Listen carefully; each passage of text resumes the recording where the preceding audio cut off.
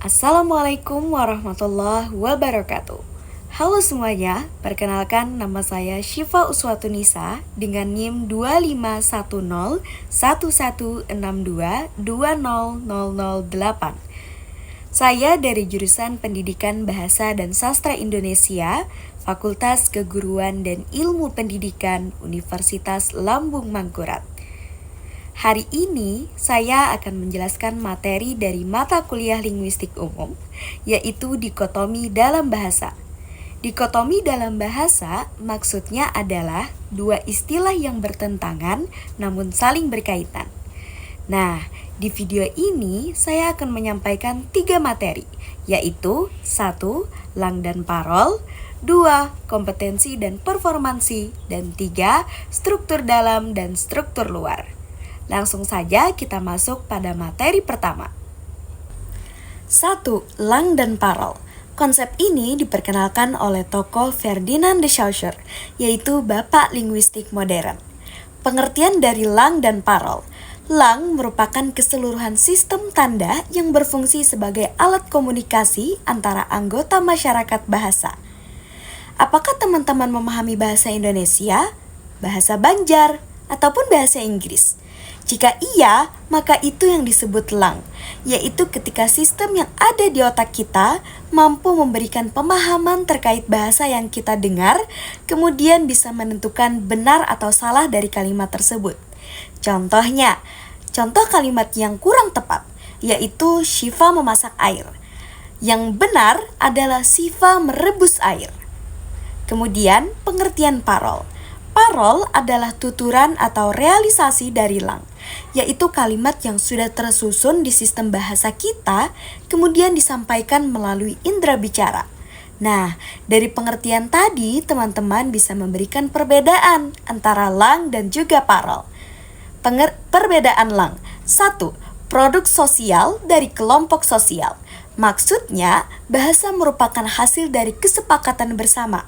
Hal ini berkaitan dengan salah satu ciri bahasa, yaitu bersifat konvensional.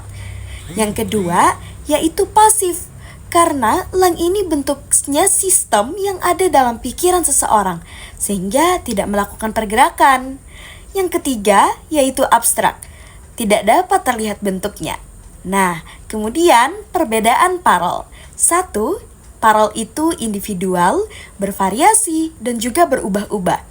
Ini dipengaruhi oleh adanya latar belakang yang berbeda dan juga lingkungan tempat tinggal yang berbeda.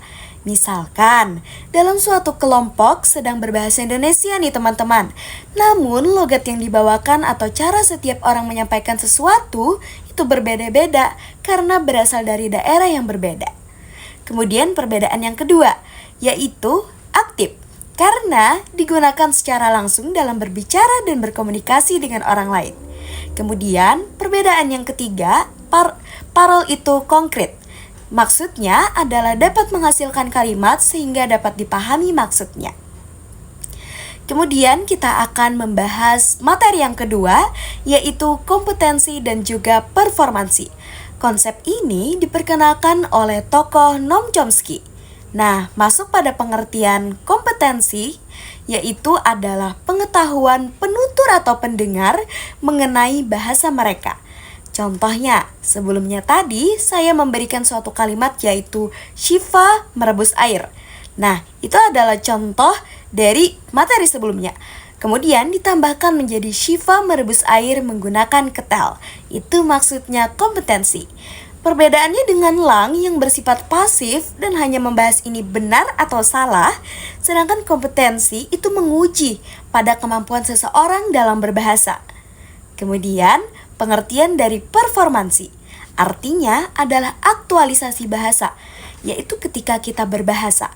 Maksudnya itu ketika kita menyimak, berbicara, membaca, dan juga menulis, sehingga kita mampu melakukannya dengan baik atau sifatnya plus. Contohnya, ketika Syifa sedang presentasi, dalam sistem otaknya sudah mengetahui apa yang harus disampaikan dengan benar. Namun, ternyata saat presentasi, Syifa gugup dan berbicara dengan terbata-bata, sehingga performansinya tidak sempurna teman-teman, atau bersifat minus.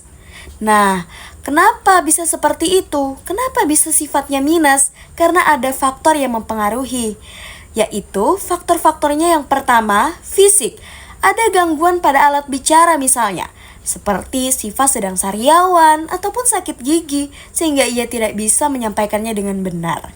Kemudian yang kedua, faktornya yaitu psikologis, yaitu keadaan jiwa. Misalnya saat presentasi, Siva mendapatkan tekanan batin dari pandangan audiens, sehingga performansinya pun kurang bagus teman-teman. Kemudian pengaruh yang ketiga adalah lingkungan, yaitu kebiasaan berbahasa akibat latar belakang bahasa. Misalnya, Siva ingin melakukan presentasi, namun audiens membuat keributan. Nah, itu adalah materi tentang performansi dan juga kompetensi. Kemudian yang ketiga, yaitu kita akan membahas tentang struktur dalam dan juga struktur luar. Konsep ini diperkenalkan oleh Noam Chomsky juga teman-teman. Wah, kita akan membahas pengertian struktur dalam dan juga struktur luar. Struktur dalam atau deep structure, yaitu struktur yang dianggap mendasari suatu kalimat, yaitu kalimat aktif nih teman-teman, dan mengandung semua informasi yang diperlukan untuk interpretasi, sintaksis, dan semantiknya. Kalimat aktif misalnya itu frasa nomina dan frasa verbal. Maksudnya adalah seperti Siva menulis surat, maksudnya kata kerja. Kemudian ada frasa nomina dan juga frasa adjektiva, seperti surat dari Siva sangat menyentuh hati. Itu maksudnya adalah kata sifat. Kemudian struktur luar. Kita akan membahas pengertian tentang struktur luar atau surface structure. Struktur yang tampak dalam tuturan nyata yang menggambarkan urutan bunyi, kata, frasa, dan juga kalimat.